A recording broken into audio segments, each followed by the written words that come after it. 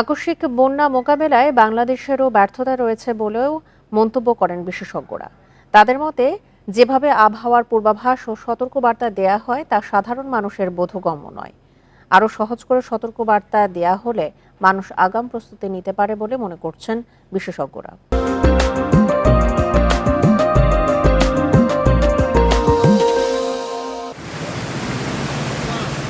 বৃষ্টি ও ভারত থেকে নেমে আসা পাহাড়ি ঢলের কারণে ভয়াবহ হয়ে উঠেছে দক্ষিণ পূর্বাঞ্চলের বন্যা পরিস্থিতি। 10 জেলায় বন্যা কবলিত অন্তত 42 লাখের বেশি মানুষ। বিশেষজ্ঞদের মতে 18 আগস্ট থেকে বন্যা হতে পারে এমন তথ্য থাকলেও ছিল না সঠিক ব্যাখ্যা, দেয়া হয়নি সাধারণের বোধগম্য করে পূর্বাভাস। পূর্বাভাস আর একটা সতর্কীকরণ বা ওয়ার্নিং। আমাদের ফোরকাস্ট কারেক্ট, ফোরকাস্ট দেয়া আছে, 18 তারিখ থেকে বলা আছে যে এই ধরনের বন্যা হতে পারে, কিন্তু ওয়ার্নিং বলে কিছু নাই। ওয়ার্নিং যেটা আছে সাধারণ মানুষের বোধগম্য করে সেটা দেয়া হয় না। একইভাবে বৃষ্টির ফোরকাস্ট আবহাওয়া দপ্তর যেটা দিয়ে থাকে, এটাও সাধারণ মানুষের বোধগম্য করে দেয়া হয় না।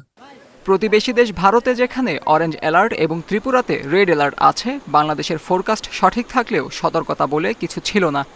ভারতে নদীর পানির কি অবস্থা, গোমতীর একটা পয়েন্টে সেটা আসছে, সেইটা ব্যবহার করি আমাদের এখানে ফ্লাড ফোরকাস্টিং অ্যান্ড ওয়ার্নিং সেন্টারে ওয়ার্নিং দেয়।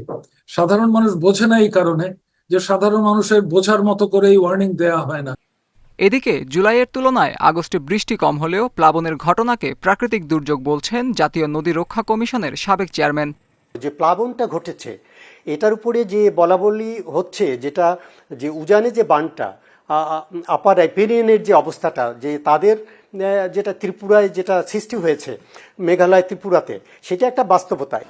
তার মতে বন্যা মোকাবিলায় বাংলাদেশেরও ব্যর্থতা আছে। প্রয়োজনীয় খনন কাজ করতে পারলে এ ধরনের সমস্যা আগেই এড়ানো যেত। আমাদের নাব্যতা, এই যে ধারা, জলবায়ু বেশি পানি আসবে সেটি রেখে যেভাবে আরো ওয়াইডার করা, আরো গভীর করা, সেইটি কিন্তু আমরা করতে পারিনি। এইটি আমাদের একটা চরম ব্যর্থতা তো অবশ্যই আমাদের আছে। বন্যা পরিস্থিতি মোকাবিলায় বাংলাদেশ ভারতের যৌথভাবে কাজ করার পরামর্শ দিচ্ছেন বিশেষজ্ঞরা। আত্মজুর রহমান, ইন্ডিপেন্ডেন্ট নিউজ।